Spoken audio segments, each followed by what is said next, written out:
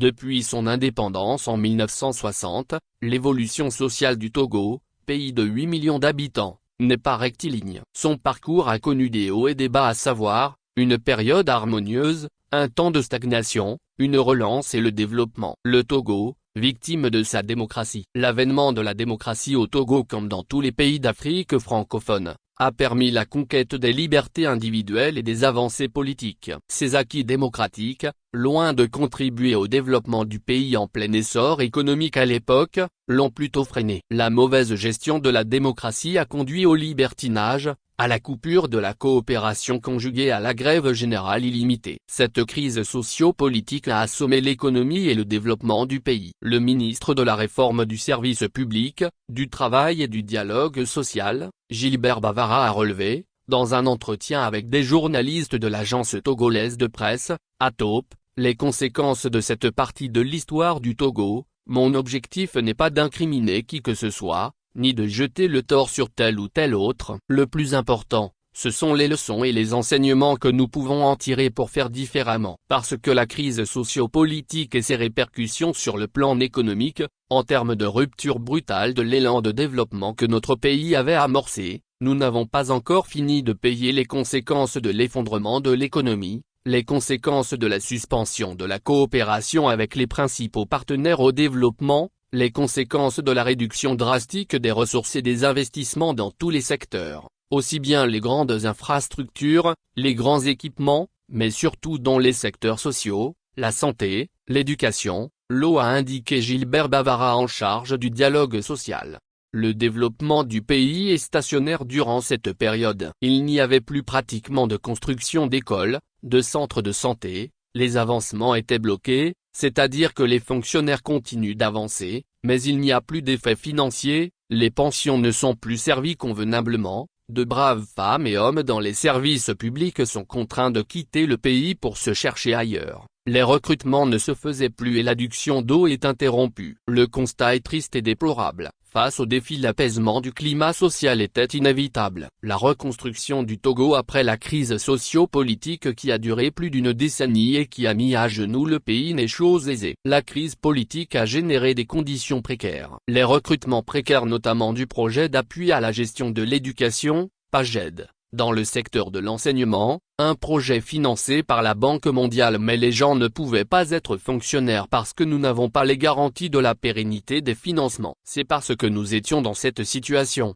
que le phénomène d'enseignants volontaires s'est multiplié. Les communautés et les parents d'élèves étaient obligés de se saigner. Dans le secteur de la santé, s'est développé le phénomène d'agents contractuels, les comités de gestion ou COG. Dans ce contexte, le gouvernement était obligé de fermer les yeux et de laisser les formations sanitaires recruter avec les recettes qu'elles faisaient, a relaté le ministre Bavara.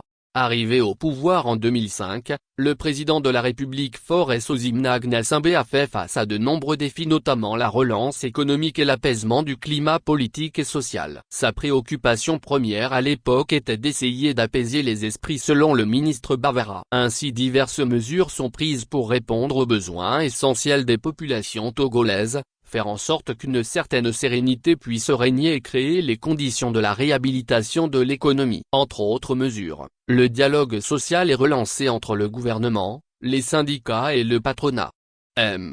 Gilbert Bavara a souligné que ce dialogue aboutit à un accord tripartite. Le gouvernement s'est engagé à payer progressivement les arriérés de salaire, à faire des gestes envers les fonctionnaires, à réintégrer certains agents publics, y compris dans le secteur de l'enseignement, qui avaient été licenciés parce que peut-être ils ont posé des actes répréhensibles. Ils ont été réintégrés dans la fonction publique. Et puis, on a commencé à redresser les régimes de sécurité sociale, payer les pensions qui n'étaient pas payées, redresser la Caisse nationale de sécurité sociale, recommencer à recruter, a rappelé le ministre. Le dialogue tripartite a favorisé l'apaisement et la stabilité du climat social. Séraphin Djossou, retraité rencontré au niveau d'État, a reconnu que ces mesures avaient soulagé les fonctionnaires et s'en félicite. Hier, nous travaillions sans avancement, ou du moins les avancements se faisaient sur papier mais il n'y avait pas d'effet financier. Mais quand le président Faure est arrivé, j'étais de ceux qui l'ont décrié mais il a débloqué les avancements, à payer les arriérés de salaire et à accorder certains avantages aux enseignants et fonctionnaires. Nous étions très contents, ce qui a fait que mon salaire a grimpé avant mon départ à la retraite. À la retraite, j'ai bénéficié des indemnités de départ à la retraite. C'est une bonne chose. Nous ne demandons qu'à vivre. Que Dieu l'aide à continuer mais qu'il augmente encore les salaires car nous avons faim. La vie est très chère, a renchéri M. Djossou. Le développement social et la relance économique. Les initiatives de dialogue politique et de réconciliation nationale et la reprise de la coopération structurelle avec les partenaires au développement ont favorisé l'apaisement et la stabilité du climat social. Avec cette stabilité, la relance économique est amorcée permettant la prise de mesures spécifiques lors des crises et des inondations dans les années 2007-2008. La relance économique a permis la reprise des investissements dans divers domaines et la création d'emplois dans le secteur privé. Les résultats du développement sont palpables. Dans le domaine de la santé, nous pouvons retenir, à partir de 2010-2011, le gouvernement réfléchit à la manière d'améliorer l'accès à la santé avec la création de l'INAON formalisée en 2011-2012 en faveur des agents publics et assimilés. C'est parce que la Caisse nationale de sécurité sociale est mieux gérée et a retrouvé une santé financière que le gouvernement peut construire l'hôpital de référence d'Otta-la-Fier avec des annexes à Cara et à Lomé. Le gouvernement peut relancer la modernisation du système de santé. L'assurance maladie est devenue une réalité, mais son opérationnalisation se fait de manière progressive, a souligné le ministre. Une infirmière à Otta-la-Fier qui a recueilli l'anonymat, estime que l'hôpital est une fierté. Je suis fier de travailler ici. Les conditions de travail sont très bonnes et cela te donne envie de te donner. Cela t'excite. Les appareils médicaux sont de première génération. Il reste à s'occuper de nous les travailleurs. Je veux dire augmenter le salaire. Sourire, a-t-elle dit. Un autre fonctionnaire pense que l'assurance maladie est une bonne chose mais le taux de prélèvement et les maladies prises en compte sont à revoir. Le taux de prélèvement de 5% du salaire est trop alors que tous les produits ne sont pas pris en compte par l'assurance qui nous permet de nous soigner et cela nous aide beaucoup. Beaucoup d'efforts restent à faire et il faut les encourager, a-t-il conclu. Dans le secteur de l'enseignement, la construction, la réhabilitation des écoles et leur dotation en matériel didactique ont repris. Plusieurs mesures sont prises pour favoriser l'accès à l'éducation à tous. Cette mesure de gratuité des frais de scolarité sera complétée par la réduction des frais de scolarité pour les filles du premier cycle du secondaire, collège. Plus tard, le gouvernement a procédé à l'extension de la mesure de gratuité des frais de scolarité à tous les élèves des collèges et lycées publics, filles et garçons, à partir de l'année scolaire 2021-2022. Récemment, pendant la Covid-19, le gouvernement pour lutter contre la pandémie, a annoncé la gratuité des frais d'inscription aux différents examens pour les apprenants des écoles publiques et privées. On note aussi l'ouverture des cantines scolaires pour retenir les élèves à l'école, un programme qui vise à offrir des repas scolaires réguliers aux enfants des communautés les plus pauvres. De façon globale, les recrutements ont aussi repris. Le ministre Bavara a souligné qu'entre 2024-2025, ce ne sont pas moins de 10 000 fonctionnaires qu'on a recrutés et qu'on est en train de recruter. On peut regarder ce que cela signifie en termes de masse salariale. Les augmentations périodiques des salaires. Rien qu'entre 2020 et 2025, c'est au moins 15% de relèvement de la valeur indiciaire. 5% le 1er janvier 2020 et 10% en septembre 2022. Donc ça fait 15%. Des mesures sociales, aussi bien au niveau de l'eau et de l'électricité pour les couches sociales vulnérables, et la poursuite de la subvention des produits pétroliers qui profitent à tout le monde. C'est vrai qu'il y a débat sur l'impact de cette mesure, parce que quand tu vas à la pompe, on ne te demande pas si tu es conducteur de Zemidjan, si tu es au chômage, pauvre, ministre, ou si tu es PDG avant qu'on ne te serve du carburant. Donc cette mesure bénéficie à tout le monde, y compris à ceux qui ne le mériteraient pas.